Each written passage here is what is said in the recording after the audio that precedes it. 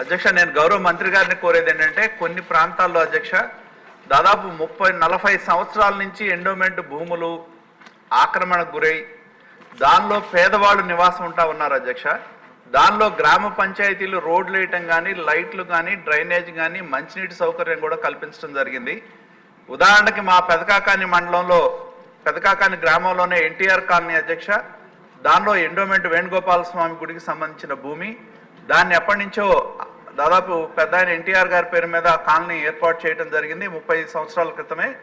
దానిలో లైట్లు వేశారు, రోడ్లు వేశారు, మంచినీళ్ళు ఇచ్చారు, స్కూల్ బిల్డింగ్లు కట్టారు, అంగన్వాడీలు కట్టారు అధ్యక్ష.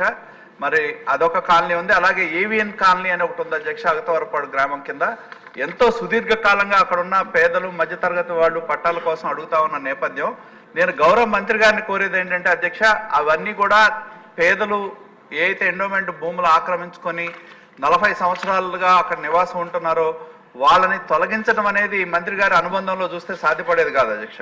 కాబట్టి నేను గౌరవ మంత్రి గారిని కోరేది ఏంటంటే దానికి ఏదైనా ఒక పరిష్కార మార్గాన్ని కనుక్కొని కొంత వాళ్ళ దగ్గర నుంచి ఏదైనా ఒక మా విలువ అనేది ఫిక్స్ చేస్తే వాళ్ళ దగ్గర నుంచి మనం ఎండోమెంట్ కట్టిస్తే దానివల్ల గుడికి కూడా ఆదాయం వచ్చే అవకాశం కూడా ఉంటుంది అధ్యక్ష. కాబట్టి దయచేసి, ఎందుకంటే తొలగించడం అనేది సాధ్యం కాదు, పేదలు ఇల్లు వేసుకుంటా ఉన్నారు అధ్యక్ష.